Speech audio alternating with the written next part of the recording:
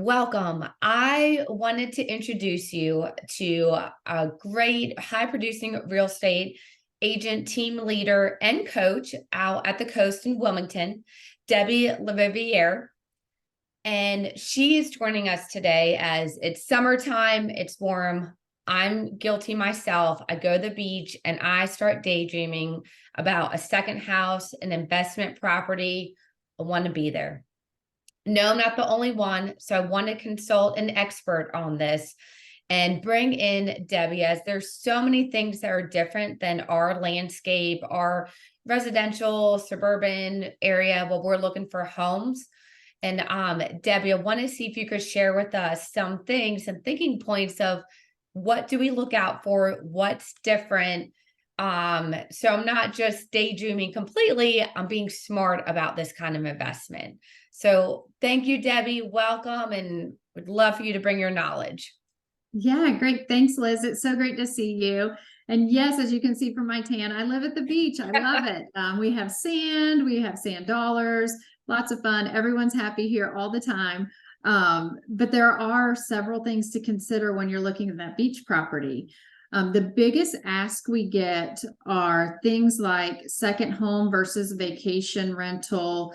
What are some tips and tricks we should think about in navigating additional inspections and that sort of thing? So when you think about our season, first of all, because when we think about the residential real estate cycles, a lot of people move in the summer. Yeah. And granted, people move all year round. When we look at our season, we typically run a stronger season September to March, mainly because of leases. So our state requires us to honor leases up to 180 days. So if there are leases currently attached to the property, those would actually have to transfer with the property, which for some homeowners, if they're going to continue that short-term vacation rental opportunity, that would be fine. Just understand those rates are already set. And for some that want to occupy it as a second home, that may cause a delay in closing in order to accommodate those leases and then take possession of the property once it's outside of the leases. So we see fewer leases in the winter, which is why we typically see homeowners sell in the winter, because now they're not trying to navigate that process of transition. So that would be one thing to consider. Another thing would be with our rental market. Are you looking at single family versus townhome versus condo? What's interesting in our area, and the areas that I serve, are Topsail Beach, down through Wrightsville Beach, Carolina Beach, and Curie Beach. Okay. So what we see on those are things like if it's short term or if it's single family home, who's doing the maintenance? What does that look like? The term condo in our area is anything that is multi-stacked, like you would imagine a condo. We also have several units, which I guess for most people you would consider a duplex, where there are two units side by side, top to bottom, and those will go under condo restrictions. So that's something else to inquire about with condo restrictions. When it's two units, there's actually not, for most of them, a condo association. The association is you and the other owner. So read those documents on what's maintained, how we're managing funds for things like roof, exterior of building, fencing, that sort of thing. So that's always something to dig into, which is a lot of fun. Hopefully we like our neighbor. That is true. And when your neighbor sells, hopefully you like the new neighbor, right? Sure. And that's always the future casting. Flood zones, that's something obviously we deal with quite a bit here at the coast. As you get up into like our North Topsail region, we have to investigate for Cobra Zone, which is not carried under our federal flood insurance. And then VE versus AE versus X. We do have some areas at the beach where X equates to no flood zone. And our properties fall into that. So there could be that opportunity. Still remind yourself that you live at the coast, and do with that what you want. When you're thinking about these second homes versus vacation rentals, we are seeing quite a bit of saturation in our vacation rental programs. So if vacation rentals is a path that you're looking to take, yes, we are still seeing cash flow, even with the increase in property values. My recommendations would be look at properties, if it is going to be a vacation rental for you, look at properties that have good reviews, look at properties that are managed by companies that have good reviews. Look at your rental rates and occupancy rates before you go into these properties. I know a lot of what we see with rental history are the past few years, which have been very heavily occupied. And we really need to only look at that as rolling 12 months. So be consistent in looking at that. As far as fees here, you know, we know that there are a lot of people out there that want to manage it themselves or purchase it and with the intent of second home and then go into the rental programs. We're seeing anywhere from 10% upwards of 18% for rental fees. And when you say that, you mean that's monthly fee that the owner will be charged against what they're bringing in. Okay. Yeah, and for some of these companies, it's per transaction. Okay. Yeah. So if you're renting it 4 weeks to 4 different occupants, yes, and it does factor out over the course of the month. But yes, those are fees they're paying. What's interesting about those fees, like for those that have had rentals, we think about, oh, we pay the property management company a fee, right? Probably in your area, 10 to 12%, I would imagine, for a long-term lease.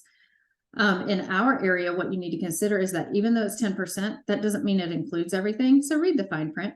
Okay. It's all the things from housekeeping, linens, restocking toilet paper. Do you want soap? Do you not want soap? How quickly they turn the properties. So really read the fine print on that if you're going to invest with a vacation rental company. And like I said, with the saturation of the market, a lot of times that actually turns out to be a better investment because they've already built rental history with people coming through that property. So then you increase your chances of renting again in the next season to repeat visitors. I've already had that loyalty exposure versus I'm starting from scratch. So, I mean, I'm up against everyone else who has a rental.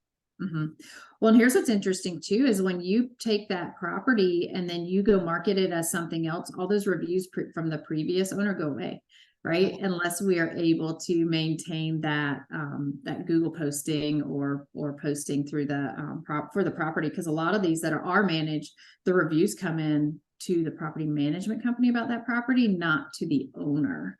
Sure. So that's something else to take a look at.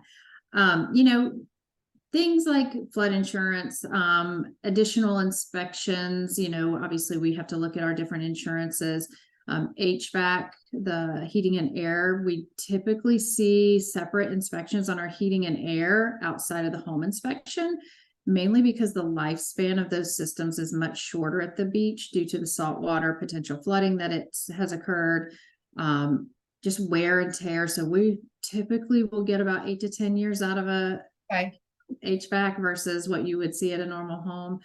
We're seeing a lot more of the metal roofing just because it withstands the storms and longer life expectancy, that sort of thing. So, I mean, there's a ton of new construction out there, lots of opportunities to get into these communities, and we'd love to help you if you're looking for a second home or a beach rental.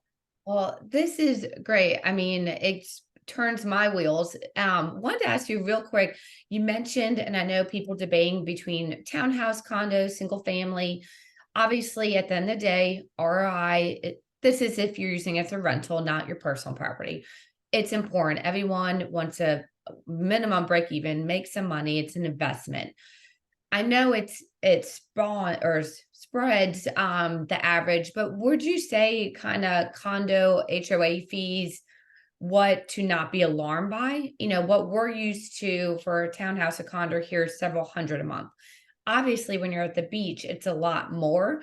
Maybe do you have a range of, you know, typically what you see, give or take, for that? Yeah, that's a great question. So when you look at these single family, majority of them are outside of homeowners associations because they're at the beach. There are several communities that are within HOAs that can range from $200 to $500 a month. Okay. The thing to make sure you check with those single family residences, as well as condos, are short-term rental availability. So are you allowed to rent within the community HOA restrictions? Okay. We do have some that's minimum 6-month lease, some of them minimum 7 days, that sort of thing, versus the 1 night at a time. For the condos, yeah, we see anywhere from honestly $300 our highest HOA here. Hold on to your socks.